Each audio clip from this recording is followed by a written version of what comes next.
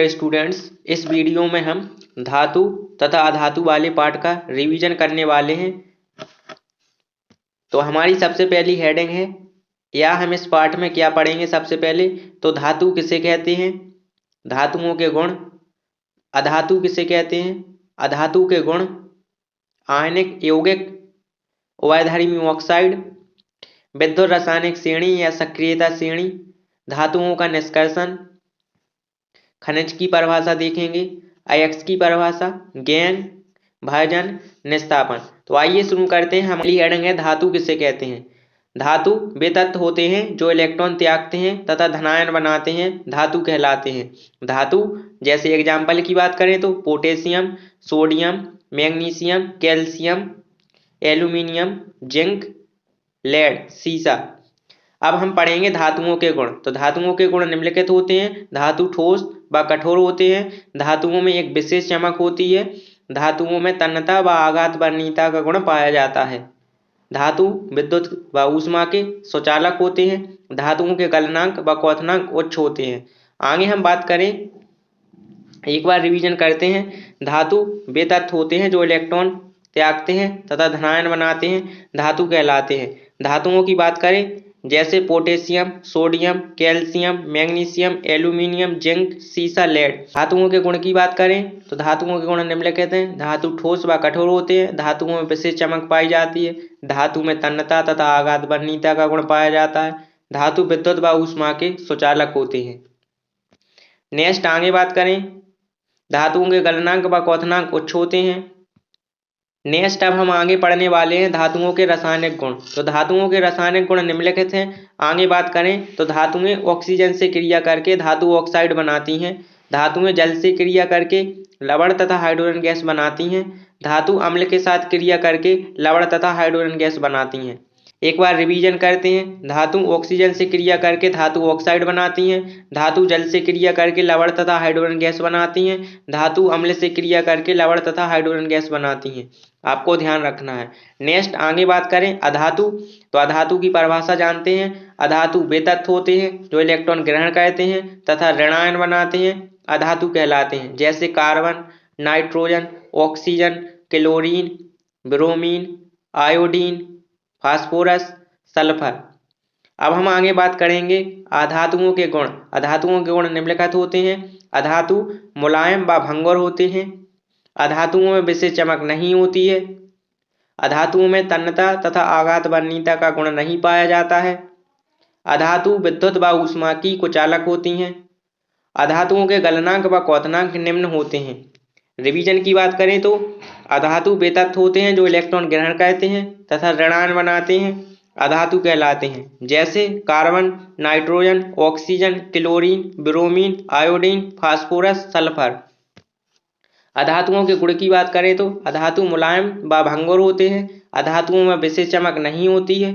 अधातु में तन्यता व आघात वर्णीयता गुण नहीं पाया जाता है। अधातु विद्युत व ऊष्मा के कुचालक होते हैं। अधातुओं के गलनांक व क्वथनांक उच्च होते हैं। आगे बात करें आयनिक, यौगिक। जब धातु अधातु से क्रिया करता है तो इलेक्ट्रॉन का स्थानांतरण हो जाता है, जिससे एक बंध का निर्माण होता है, जिसे हम आयनिक बंध कहते हैं।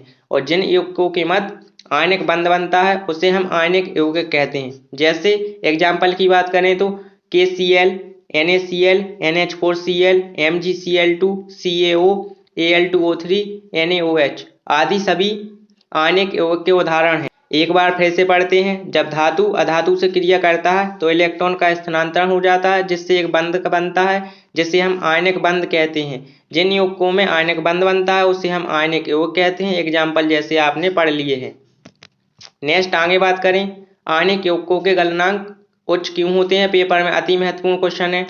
तो आपको लिखना आयनिक यौगिक धनायन तथा ऋणायन एक प्रबल आयनिक आबंध द्वारा जुड़े होते हैं, जिन्हें तोड़ने में अधिक ऊर्जा की आवश्यकता होती है। इसलिए आयनिक यौगिकों के गलनांक व क्वथनांक उच्च होते हैं। एक बार और पढ़ते हैं। आयनिक यौगिक धनायन तथा ऋणायन एक दूसरे से प्रबल आयनिक आबंध से जुड़े होते हैं, जिन्हें तोड़ने में अधिक ऊर्जा की आवश्यकता होती है। इसलिए आयनिक यौगिकों के गलनांक व क्वथनांक उच्च होते हैं।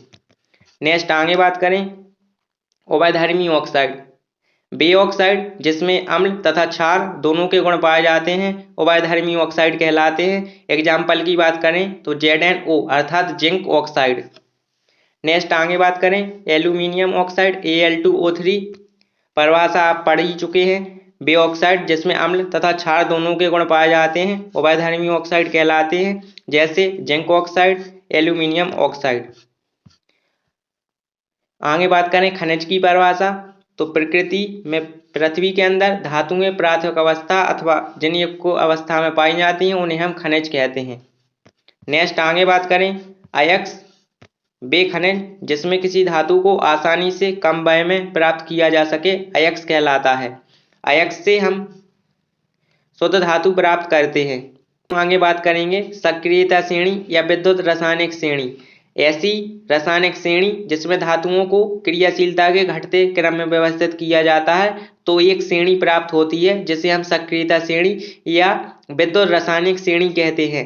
इसके अनुप्रयोग पेपर में अवश्य पूछे जाते हैं। धातुओं की क्रियाशीलता का पता लगाने में हाइड्रोजन से ऊपर स्थित सभी धातुएं अम्ल में से हाइड्रोजन गैस विस्थापित कर पाती हैं।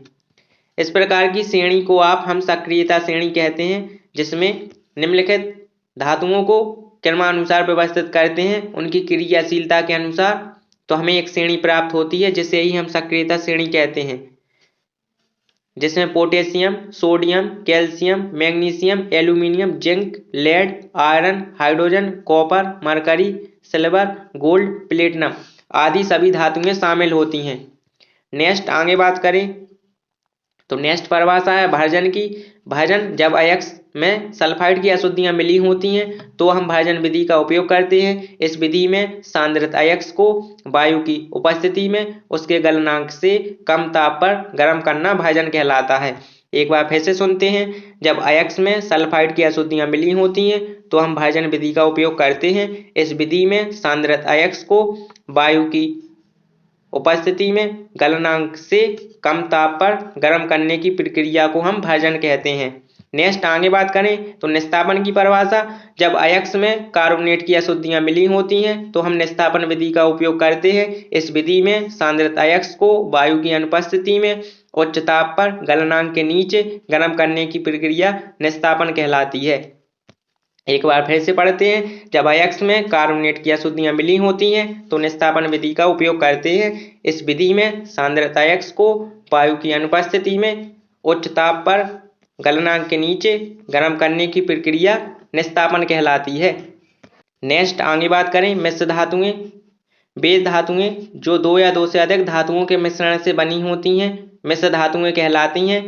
मिश्र धातुएं जैसे अमलगम, जैसे कॉपर की मिश्र धातुएं, पीतल, उपयोग तार, मशीन के पुर्जे, बर्तन आदि बनाने में। जर्मन सिल्वर जिसका उपयोग बर्तन, मूर्तियां बनाने में किया जाता है।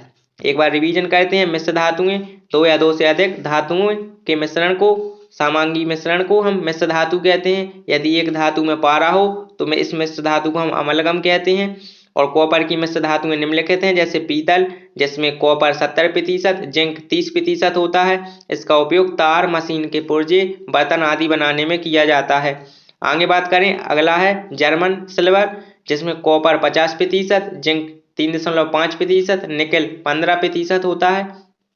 इसका उपयोग बर्तन, मूर्तियां आदि बनाने में किया जाता है। नेक्स्ट आगे बात करें तो संक्षारण। संक्षारण जब कोई धातु वायु, नमी, अम्ल आदि के संपर्क में आती है तो उसका धीरे धीरे क्षरण होने लगता है, जिसे हम संक्षारण कहते हैं। संक्षारण के उदाहरण की बात करें, जैसे लोहे पर जंग लगना, चांदी का काला पड़ना, तांबे पर हरे रंग के धब्बे पड़ना संक्षारण के उदाहरण हैं। बचाने के उपाय संक्षारण के निम्नलिखित हैं। नंबर 1 पेंट या पॉलिश करके। नंबर 2 धातु की परत चढ़ाकर। नंबर 3 ग्रीस या तेल लगाकर हम धातुओं को संक्षारण होने से बचा सकते हैं। नेक्स्ट पॉइंट की बात करें तो गैल्वेनीकरण या एसद लेपन द्वारा हम संक्षारण होने से बचा सकते हैं। नेक्स्ट पॉइंट की बात करें तो मिश्र धातु या इस्पात में बदलकर। आगे देख लेते हैं, एक बार रिवीजन कर लेते हैं संक्षारण से बचाने के उपाय। संक्षारण से बचाने के उपाय निम्नलिखित हैं। नंबर 1 पेंट या पॉलिश करके, धातुओं की परत चढ़ाकर, तेल या ग्रीस लगाकर, गैल्वेनीकरण या एसद लेपन द्वारा मिश्र धातु या इस्पात में बदलकर हम धातु को या वस्तु को संक्षारण होने से बचा सकते हैं।